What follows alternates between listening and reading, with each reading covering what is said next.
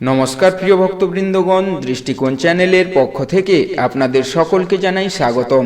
ভক্তবৃন্দগণ, আজ রবিবার।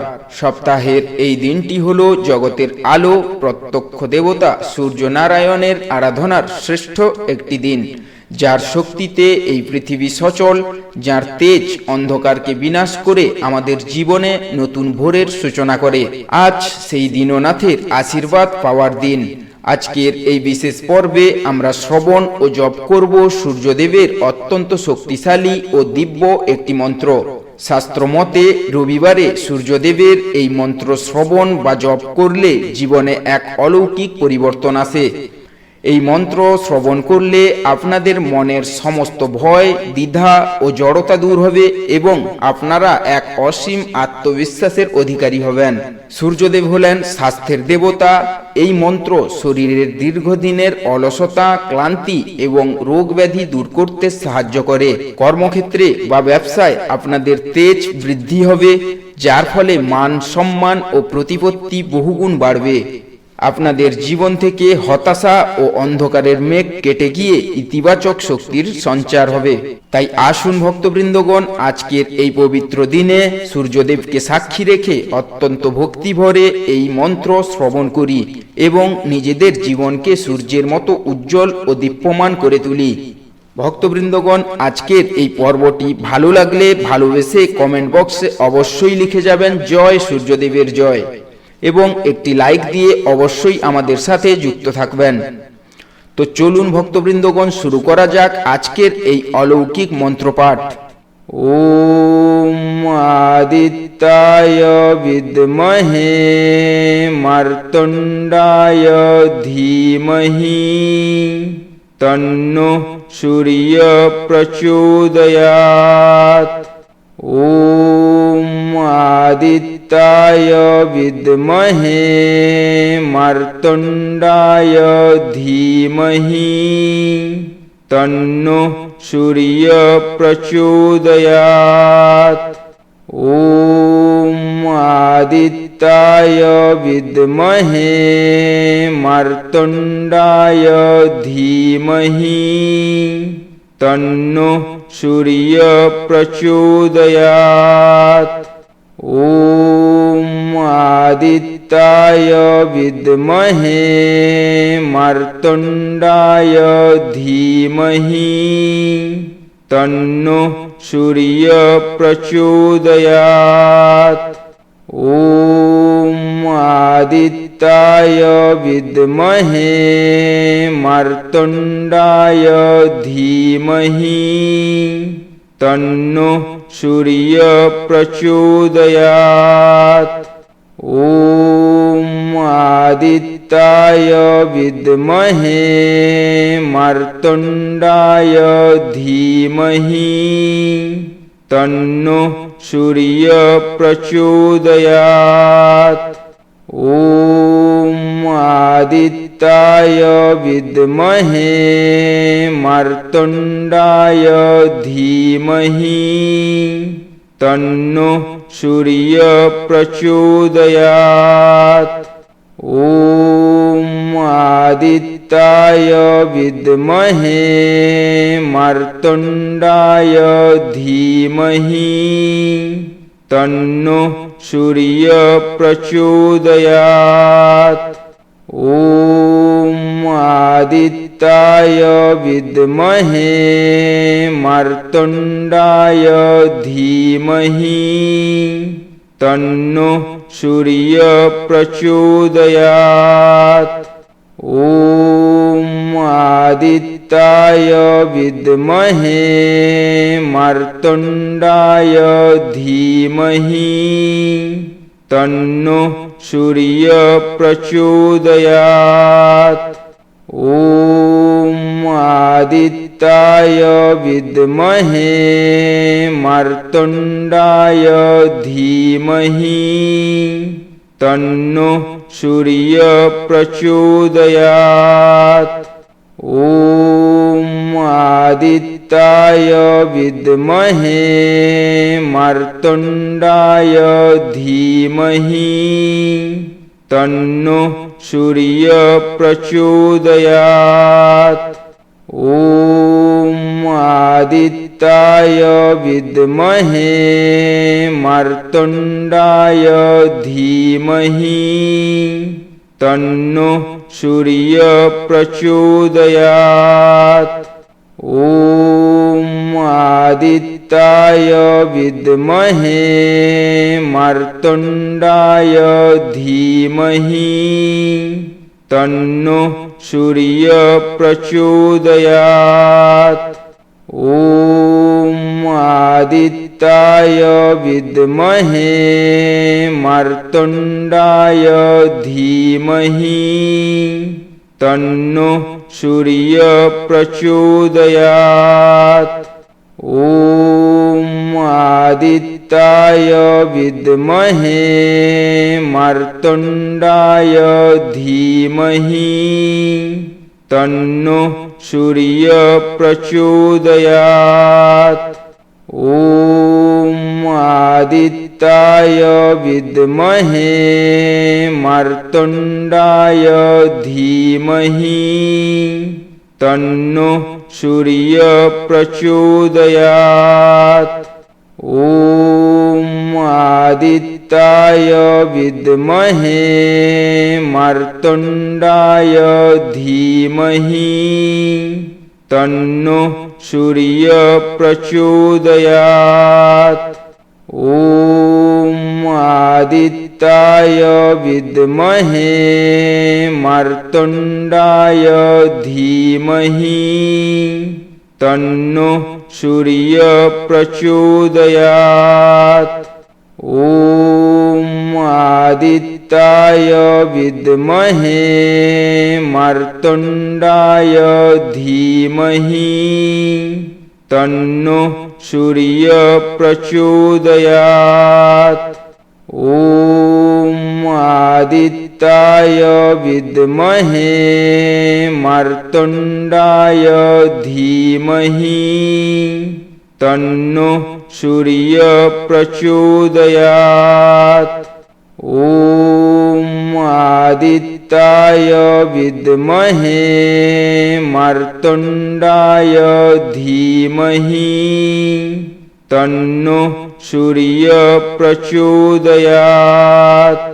ॐ आदित्याय विद्महे मार्तण्डाय धीमहि तन्नो सूर्यः प्रचोदयात्। ॐ आदित्याय विद्महे मार्तण्डाय धीमहि तन्नो सूर्यः प्रचोदयात्। ॐ आदित्याय विद्महे मार्तण्डाय धीमहि तन्नो सूर्यः प्रचोदयात्। ॐ आदित्याय विद्महे मार्तण्डाय धीमहि तन्नो सूर्यः प्रचोदयात्। ॐ आदित्याय विद्महे मार्तण्डाय धीमहि तन्नो सूर्यः प्रचोदयात्। ॐ आदित्याय विद्महे मार्तण्डाय धीमहि तन्नो सूर्यः प्रचोदयात्। ॐ आदित्याय विद्महे मार्तण्डाय धीमहि तन्नो सूर्यः प्रचोदयात्। ॐ आदित्याय विद्महे मार्तण्डाय धीमहि तन्नो सूर्यः प्रचोदयात्। ॐ आदित्याय विद्महे मार्तण्डाय धीमहि तन्नो सूर्यः प्रचोदयात्। ॐ आदित्याय विद्महे मार्तण्डाय धीमहि तन्नो सूर्यः प्रचोदयात्। ॐ आदित्याय विद्महे मार्तण्डाय धीमहि तन्नो सूर्यः प्रचोदयात्। ॐ आदित्याय विद्महे मार्तण्डाय धीमहि तन्नो सूर्यः प्रचोदयात्। ॐ आदित्याय विद्महे मार्तण्डाय धीमहि तन्नो सूर्यः प्रचोदयात्। ॐ आदित्याय विद्महे मार्तण्डाय धीमहि तन्नो सूर्यः प्रचोदयात्। ॐ आदित्याय विद्महे मार्तण्डाय धीमहि तन्नो सूर्यः प्रचोदयात्। ॐ आदित्याय विद्महे मार्तण्डाय धीमहि तन्नो सूर्यः प्रचोदयात्। ॐ आदित्याय विद्महे मार्तण्डाय धीमहि तन्नो सूर्यः प्रचोदयात्। ॐ आदित्याय विद्महे मार्तण्डाय धीमहि तन्नो सूर्यः प्रचोदयात्। ॐ आदित्याय विद्महे मार्तण्डाय धीमहि तन्नो सूर्यः प्रचोदयात्। ॐ आदित्याय विद्महे मार्तण्डाय धीमहि तन्नो सूर्यः प्रचोदयात्।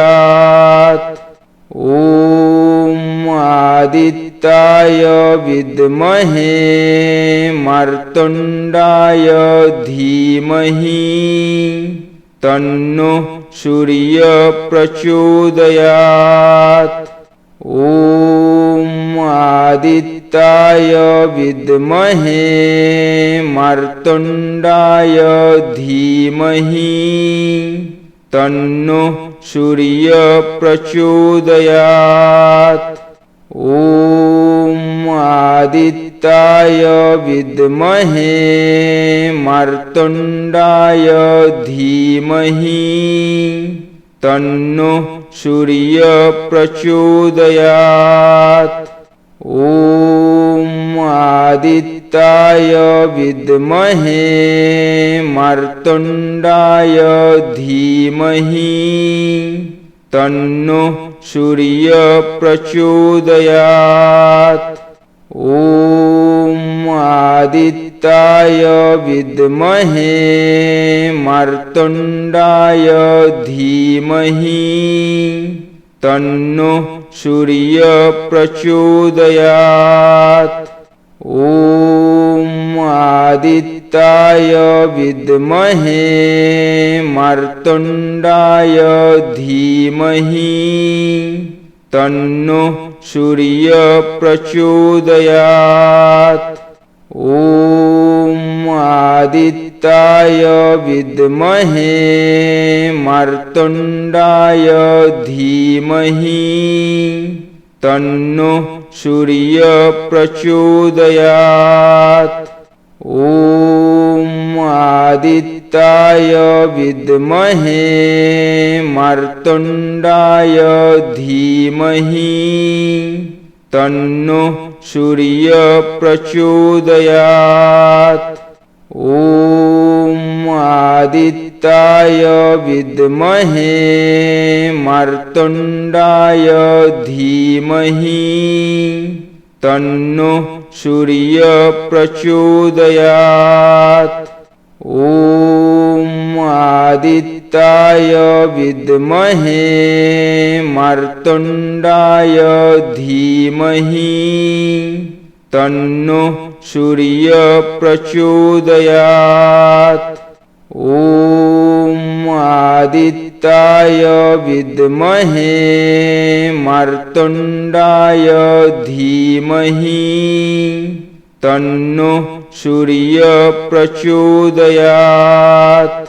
ॐ आदित्याय विद्महे मार्तण्डाय धीमहि तन्नो सूर्यप्रचोदयात्।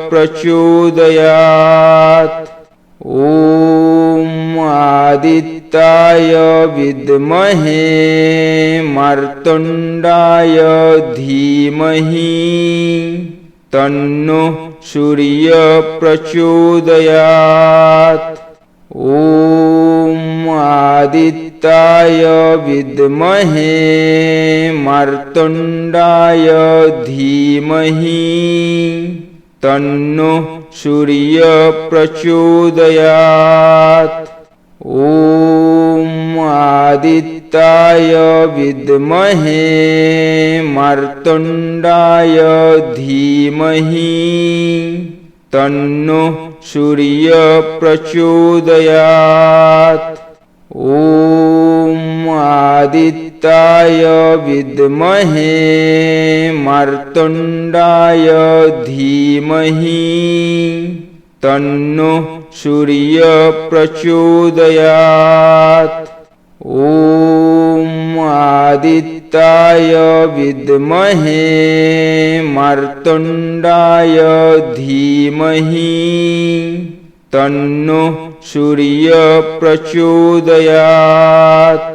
ॐ आदित्याय विद्महे मार्तण्डाय धीमहि तन्नो सूर्यप्रचोदयात्।